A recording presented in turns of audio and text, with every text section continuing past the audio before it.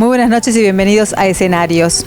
Se realizó en Corrientes el 9º Congreso de Economía Regional organizado por el Club de la Libertad y la Fundación Naumann, con la presencia de importantes disertantes que analizaron la economía no solamente de la Argentina, sino de los países latinoamericanos. Uno de ellos, el economista Gustavo Lázari. Vamos a compartir la entrevista que realizamos con él.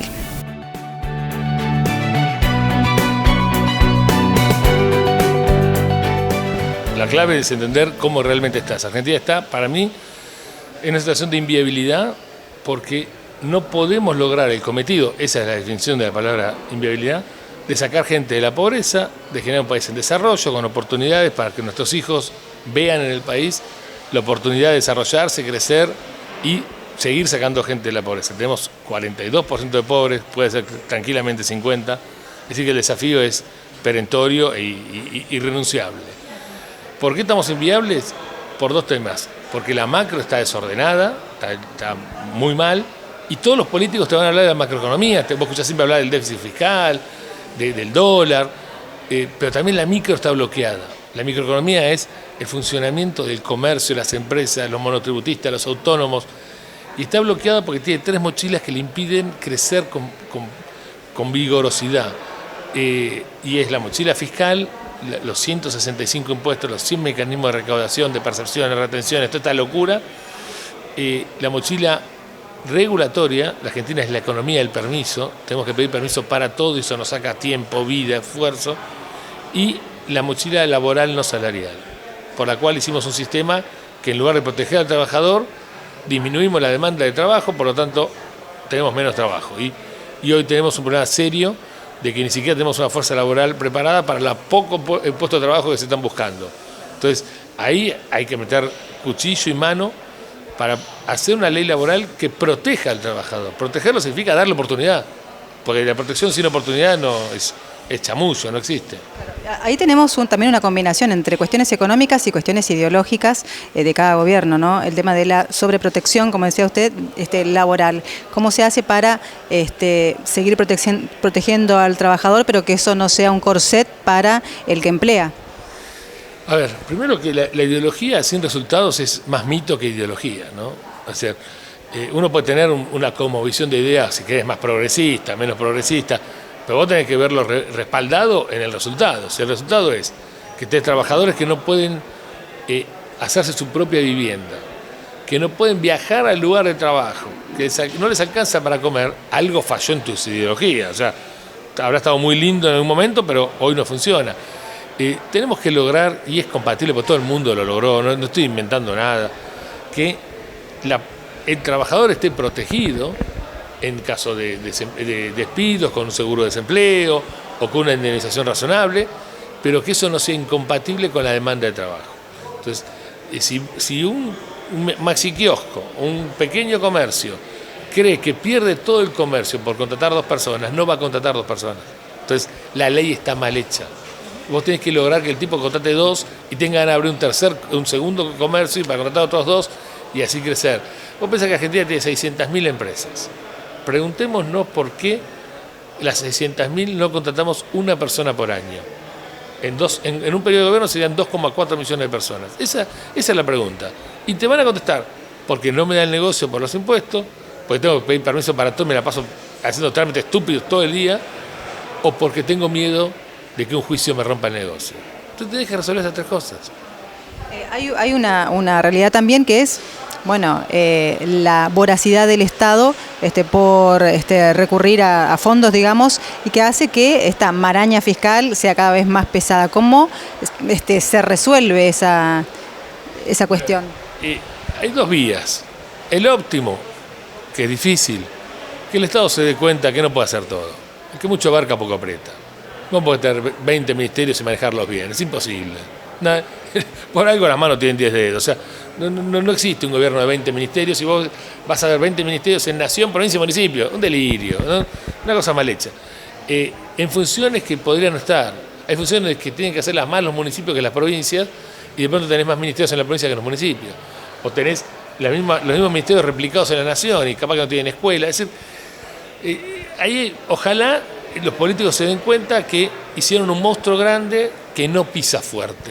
Un monstruo grande medio pavotón, que no regula, dan un subsidio y no saben ni dónde están los pobres tienen que ir a anotarse para recibirlo, es un delirio. Vemos cosas como obvias que son delirantes. Ese sería el óptimo, que la política se dé cuenta que es un Estado más grande de lo que debe ser. Si no es ese el óptimo, la forma de reducir el Estado, para mi punto de vista, es primero bajar los impuestos. Que el Estado sepa que juntar la plata cuesta, porque a los particulares nos cuesta mucho juntar la plata. Y primero tenemos que destrabar el músculo productivo. Si hacemos una reforma macroeconómica, pero la micro no funciona, vale cero. Esta vez no empuja la macro, porque está trabado, está bloqueado el músculo productivo. Yo creo que esta elección es una gran oportunidad para debatir y pensar estos temas. A mí no me gusta cuando la cosa va por la pelea, por la estupidez, parece la casa de Gran Hermano con la puerta abierta. No tiene sentido, porque el problema que tenemos es realmente muy serio. Tener 1 millón de familias viviendo en villas debe ser la vergüenza de la Argentina. No podemos, como dirigentes, yo soy dirigente empresario, como político, no podemos dormir tranquilos con ese fracaso. ¿Okay? Tener 50% de pobres y jóvenes, vos fíjate que en cualquier casa de clase media, media baja, media alta, los chicos están pensando en su pasaporte. Los chicos ni tendrían que pensar en su pasaporte, en un país como este. Y lo piensan porque pues, no ven la solución. Entonces, reformar el Estado es una obligación, achicar el Estado obviamente es una obligación, llevarlo y ser muy fuerte en lo que tiene que hacer. O sea, yo no digo que el Estado no tiene que existir, pero quiero una buena policía profesional, los médicos tienen que ganar lo que tienen que ganar, los maestros lo que tienen que ganar, los bomberos, y no me queda mucho más, los jueces, punto. El otro demás, que lo haga el sector privado, que hay ganas y predisposición para hacerlo. ¿Okay? No necesitamos tanto Estado. El gran tema del Congreso en este caso, en esta edición, es la inflación. ¿Qué decimos de esto? Bueno, es que de todo esto, al Estado le agregamos cada vez más mochilas. Como le agregamos más mochilas, más funciones, ¿qué pasó? Hay que pagarlas. El Estado no puede sacar plata de la nada. Entonces, como tiene que pagarlas y no le alcanza los impuestos, tiene 165 y no le alcanza, se endeuda y no le alcanza, tiene que emitir. Entonces, el corolario de todo esto es la tasa de inflación. La inflación es el reflejo de haber hecho un Estado más grande que la espalda. Y bueno, lo vamos a tener por muchos años hasta que no chequemos este tema. Usted decía hoy, creo recordar, el Estado tiene que tener el tamaño de lo que puede producir la economía privada. A ver, la sociedad no... Sacamos lo ideológico. Podemos preguntar si ideológicamente para el Estado no debería valer más del 5% del producto. Ok, saca eso. Hoy en las economías modernas, que yo peleo por eso, por supuesto, pero en las economías modernas, los tamaños de los sectores públicos son compatibles con su sector privado. Cuando dicen, che, en Suecia el Estado es muy grande, sí, ok, pero el sector privado es totalmente vigoroso, agarrar las marcas suecas de lo que quiera, de entidades de comercio, de teléfonos, de lo que sea, del turismo. Entonces, y tiene un Estado de 35-40% del Producto Bruto. ¿Okay? Nadie tiene 50%, como la Argentina. Argentina es un país con espalda chiquita con Estado sueco. Es incompatible, está mal. Es como que a mí me pongan una mochila de 100 kilos, no puedo caminar ni 2 pasos. ¿Okay? Poner una mochila de 100 kilos, un tipo que mida 2 metros, que tampoco va a poder caminar, es muy grande 100 kilos. Esto es lo que ha pasado. Con el agravante que el Estado argentino lo hicimos inútil. Porque un sueco tiene una mochila pesada, pero todo lo que hay en esa mochila le sirve al cuerpo sueco, le sirve al sector privado. Te pongo un ejemplo. Si vos haces una caminata y empezás a caminar y tu mochila es pesada, pero tiene agua, tiene suero, tiene vitaminas, tiene vendas, te ayuda a la caminata. Si la mochila es más pesada y tiene piedras, tiene ministerios que no te sirven, tiene un montón de funcionarios que no sirven para nada, es inviable. Entonces en la Argentina vamos a pensar que pagamos 3 estados todos los años. Porque pagamos el costo del estado presente, el costo del pasado cuando pagás la deuda y el costo del no estado. Porque mandás a tu hijo al colegio privado, pones la reja, pones el perro. Ahora todos somos amigos de la mascota. No, pones un perro para que te cuide la casa porque la policía no lo cuida. Cuando haces tu propio asfalto. O sea, el extremo de que el argentino está haciendo cosas propias de los estados y ahí te das cuenta, la medicina, van a hablar. Ahí te das cuenta que el peso de la mochila impide a ese tipo laburar como corresponde. Estaba pensando, no solo el Estado subsidia, sino que el ciudadano subsidia todo el tiempo también el déficit del Estado. El Estado, queriendo ser omnipresente, fue inexistente. y extremadamente inútil. A veces en algunas autopistas, si vos te fijás, tardan 3-4 horas en sacar un auto con una goma variada. Entonces ahí te das cuenta que está concentrado el esfuerzo en cosas que no tienen que estar. Y perdemos el Estado donde sí tiene que estar. Entonces, ¿y eso qué hace? Que el sector privado tenga que asumir funciones que no le corresponden, por lo tanto lo haces también más bloqueado al sector privado. Bueno, el diagnóstico está, ahora ya la respuesta la tiene que dar el sector político. Sí, pero ojo al piojo, nosotros fuimos muy apáticos como sector privado, te lo sumo como autocrítica, y el sector político tiene que entender que hay una demanda. Si no ve la demanda, el sector político no lo va a hacer. La política es la oferta, olvídate, es una oferta de soluciones, comillas, de políticas públicas, ¿ok? Si vos le pedís planes, el político te va a ofrecer planes. ¿Qué te va a ofrecer? Caramelos, no, te va a ofrecer planes.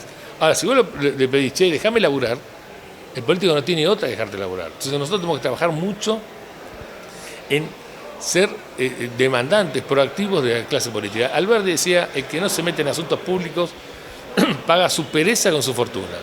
Bueno, fuimos perezosos y pasó lo que pasó. Tenemos que ser más activos.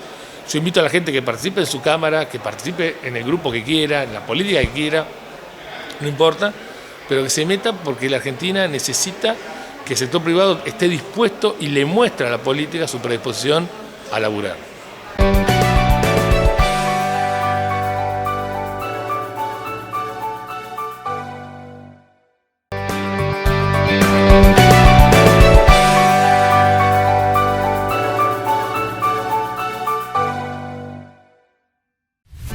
Nace La Unidad, donde unimos historia y presente, patrimonio cultural y oportunidades de negocios, lo nuestro y el turismo, la historia y la innovación. Nace La Unidad, para unir a los correntinos con el futuro. Gobierno Provincial. Corrientes somos todos.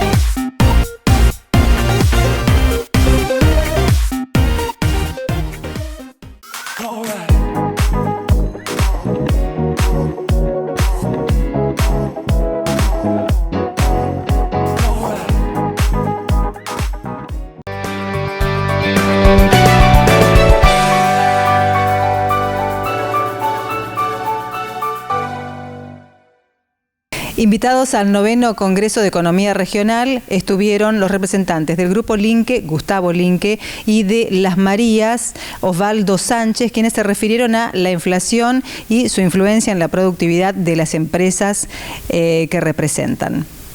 Bueno, la verdad que bueno, agradecidos, muy contentos de poder estar participando en este congreso. La verdad que tantas opiniones profesionales y de tan buen nivel, la verdad que es un orgullo poder participar y ser parte de una opinión en este grupo de personas tan importante y que le va a dejar tanto a todas las personas que hayan participado, digamos, ¿no? La inflación es un problema que nos afecta a todos, que nos está afectando como empresa, que nos está afectando como ciudadanos. Es algo que de alguna manera, como dije, lo convivimos. Argentina lamentablemente no ha podido despegarse de ese problema a lo largo de los años, que si bien es cierto hoy tenemos índices demasiado altos, pero sabemos que la inflación en Argentina no se pudo erradicar, digamos, si bien es cierto hemos tenido periodos cortos, digamos, de por ahí con muy bajo índice de inflación, que ha sido particularmente los años 90 y que nos ha traído otras consecuencias económicas también muy altas, pero creo que es un tema que debería los gobiernos de ponerle principal foco para que nosotros como empresas particularmente podamos tener mejor previsibilidad y estar más predispuestos a las inversiones, porque si no la incertidumbre que nos generan realmente es muy alta, digamos, ¿no? ¿Qué resigna la empresa cuando hay demasiada inflación? Mayormente resigna sus costos fijos, digamos, en el cual tiene que ajustarlo de una manera considerable. Hay recortes, digamos, que se tienen que hacer puntualmente. La inflación de alguna manera, si bien es cierto, digamos, puede ser indexada en la parte de ingresos, pero sí es cierto que a veces no llegamos a los niveles y la gente pierde poder adquisitivo, y al perder poder adquisitivo obviamente siempre tiene menos potencial de compra, y eso nos hace como empresa, digamos, a prestar mucha atención en nuestros costos para poder sobrevivir, digamos, ¿no? Claro. En el caso de las Marías, ¿cómo podemos hablar de la inflación, digamos, y cómo afecta al funcionamiento de la empresa y la productividad? Bueno, es un problema claramente, como a cualquier empresa. La empresa Las Marías en particular tiene su incidencia a raíz de la inflación, de acuerdo al mercado en el que se desenvuelve, al tipo de productos que elabora, a una serie de problemáticas. Para nosotros, digamos, no deja de ser un inconveniente que hay que nos exige ser atendido de una manera muy intensa, sobre todo en las épocas actuales, ¿no? Donde se está llegando a los albores de una hiperinflación, con toda la incertidumbre y la imposibilidad de planificar a largo plazo. Digamos, sería como, haciendo una ejemplificación práctica, como volar un avión por instrumentos, pero que los instrumentos se están empañando. Eso es la inflación para una empresa. Es muy, muy difícil y exige dedicación y, digamos, mucha atención. Por supuesto que todo eso viene aparejado de inversión de horas de trabajo, que si no hubiese inflación, esas horas de trabajo las estaríamos dedicando a otro tipo de cosas, a innovaciones, a mejoras en procesos, a productividad y demás. Entonces, es una problemática, y aparte porque nuestro principal grupo de interés, o uno de los principales, que son los empleados, padecen las consecuencias de la inflación. Y lo vemos todos los días, y eso a nosotros nos preocupa, porque a largo plazo nosotros tenemos que tratar de mantener a los empleados conformes, activos, no agobiados, digamos, no tan afectados, estresados, afectados psicológicamente, a raíz de la inflación, que les trae muchos perjuicios financieros y económicos, a ellos mismos también. Se habló también de la presión impositiva de los ingresos brutos como prácticamente una aduana interna. ¿Qué nos pueden decir de este tema? Bueno, el tema de ingresos brutos, que bueno, ya fue debatido varias veces, digamos, bueno, es una carga más, digamos, a los altos impuestos que tenemos a nivel nacional, digamos, es decir, o la Argentina misma, que digamos, cada vez que se queda sin recursos, digamos, pone un impuesto más a la parte privada, y eso se hace realmente muy pesado. De hecho, somos el país que mayor carga impositiva está teniendo a nivel global, y realmente llevar adelante un negocio con tanto peso, digamos, no es tan fácil. Entonces, creo que la parte de ingresos brutos debe ser considerada, digamos, y bueno, tiene que ser considerada en ese contexto contexto de que tienen que ser considerados muchísimos impuestos distorsivos y que realmente para mí ponen freno a la productividad también dentro del país. Yo creo que no, digamos, los impuestos que por un lado para los gobiernos pasa a ser beneficioso porque puede generar, digamos, una distribución de esos ingresos, por el otro lado pone un freno muy importante a la productividad y que si dejaría que la productividad se incremente, tendría fácilmente esos ingresos por el otro lado, digamos, para poder distribuirlo en su masa social, digamos. Entonces, creo que ese es un punto que se tiene que debatir y que creo que la gente tiene que entender y que la política se tiene que dar cuenta, digamos, ¿no? Bueno, la misma pregunta. Bueno, ingresos brutos es un impuesto que en todo tipo de contextos, no solo inflacionarios, es distorsivo, un impuesto en cascada que agrega costos significativos a las empresas. Ocurre en los impuestos, en caso de ingresos brutos en particular, en el contexto actual inflacionario, que la situación empeora, porque como se explicó en otras ponencias, ingresos brutos, entre otras cosas, genera, por la forma en que se fueron aplicando soluciones para ingresos brutos de parte de las provincias, genera saldos a favor que se van acumulando en jurisdicciones. Y esos saldos a favor no tienen actualización y es dinero, es caja o recursos monetarios que están estancados, no son fungibles, como se explicaba. Ahí hay una pérdida bastante siniestra del poder adquisitivo del capital de una empresa, ¿no? El capital inmovilizado que no genera nada de paliativo inflacionario. Eso de por sí ya es bastante complejo y dañoso.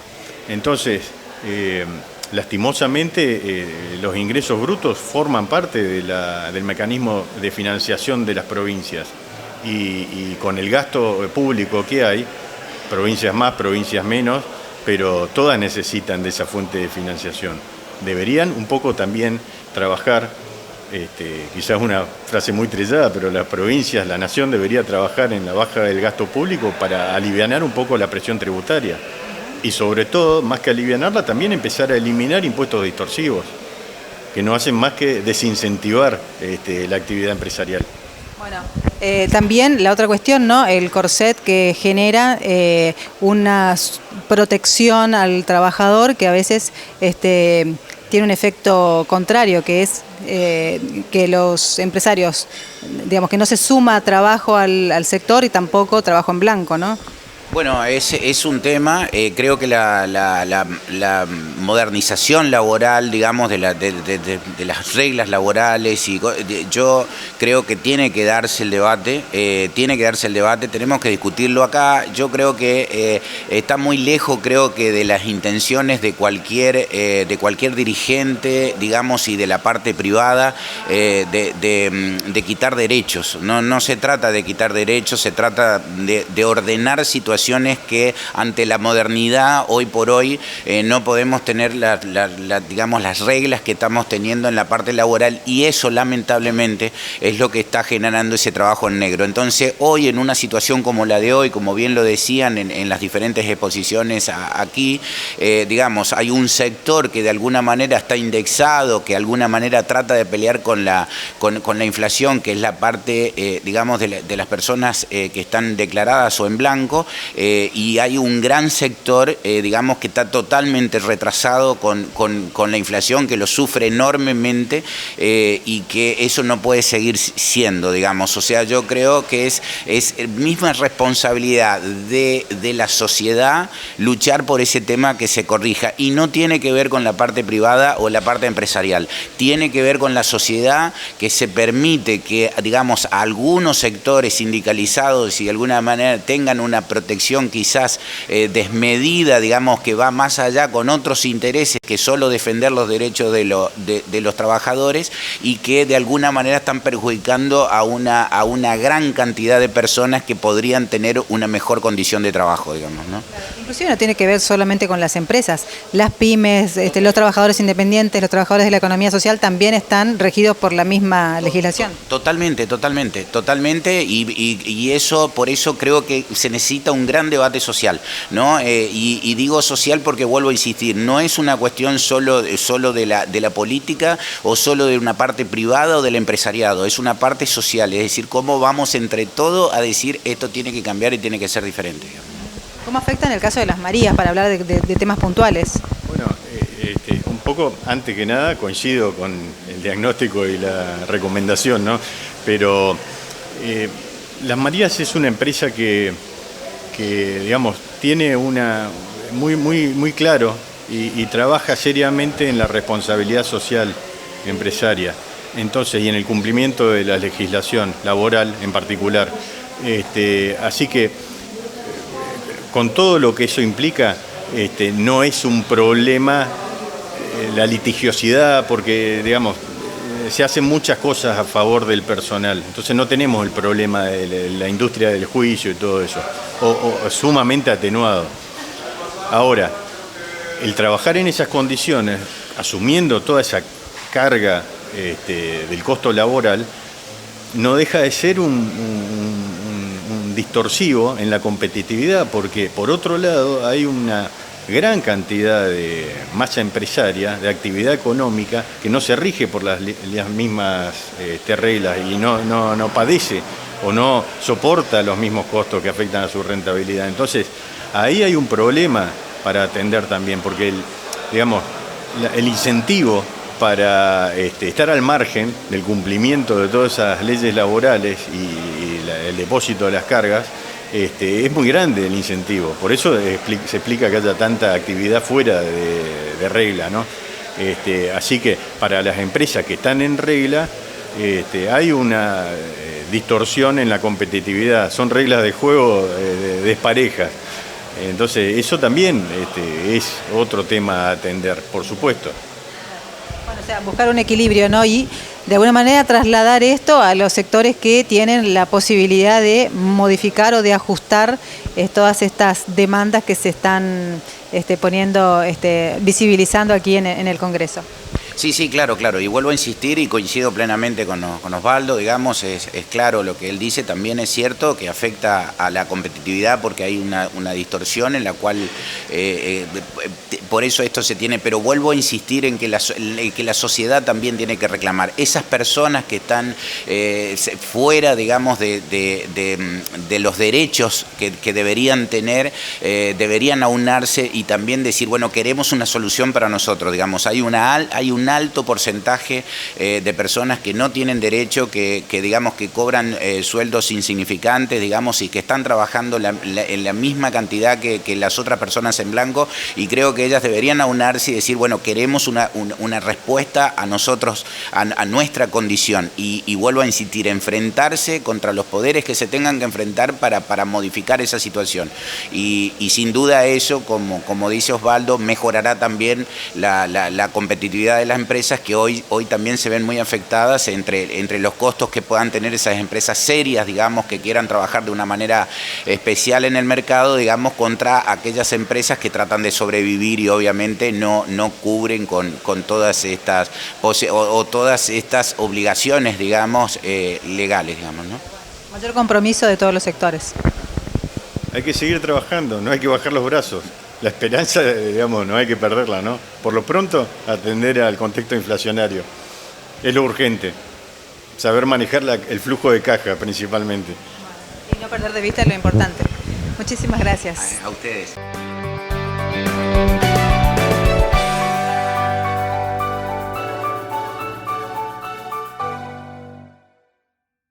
Nos estamos despidiendo de ustedes hasta el próximo jueves a las 19:30, como siempre, aquí en Canal 5 Televisión. Hasta entonces y muchas gracias.